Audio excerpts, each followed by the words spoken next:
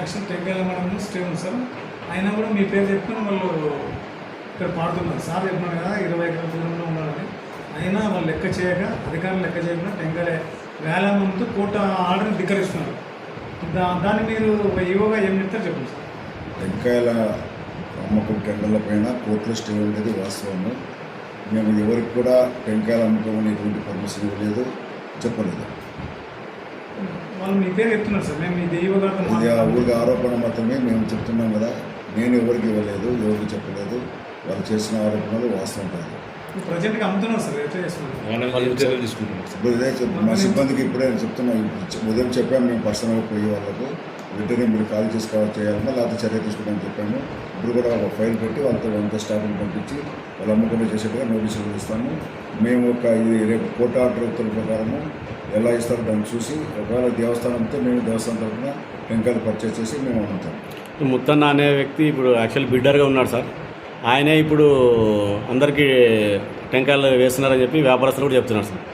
మేము అది మా విచారణ చేస్తాము. మాకు ఆయన వేస్తున్నాం మాకు తెలియదు. గతంలో టెండర్ 75 లక్షలకు పాడిన వాళ్ళకి కాకుండా తక్కువ పాడే దాదాపు 11 లక్షలు తక్కువ పాడిన వాళ్ళకి ఇవ్వడానికి కారణం ఏంటి సార్? మెయిన్ కారణం మేము ఇవ్వలేదు. ఫస్ట్ బిడ్డింగ్లోనే 75 లక్షలు పడినారు సార్.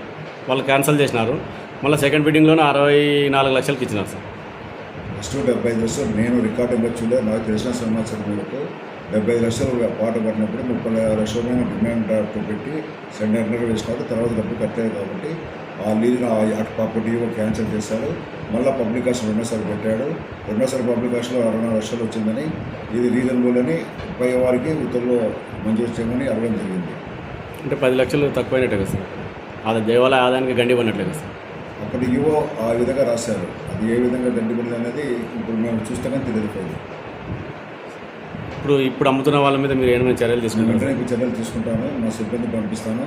చట్టపైన ఉంటే అతను ఎవరైనా మీరు అన్నట్టుగా మొత్తం రికార్డు పరంగా ఉంటే నోటీస్ కూడా ఇస్తాను సార్. రేపటితో కోర్టు స్టే ముగుస్తుంది. ఆ తర్వాత మీ చర్యలు ఎటువంటి చర్యలు తీసుకుంటారు? కోర్టు ఉత్తర్వుల ప్రకారము వాళ్ళకి ఇమ్మని చెప్పి ఇస్తే 70 లక్షల వరకు ఇవ్వాలన్నా 64 లక్షలు ఇవ్వాలన్నా ఏ విధంగా ఇవ్వాలి అని ఇస్తే కోర్టు ఉత్తర్వులో కూడా మేము ఉంటాము. ఒకవేళ కోర్టు ఉత్తర్వులు ఇద్దరిని క్యాన్సిల్ చేస్తూ దేవస్థానం అమ్మవ్వాలంటే మేము వెంటనే దానిపై చర్య తీసుకుంటాం. Good name sir. మీ దగ్గర గుర్తిస్తాం.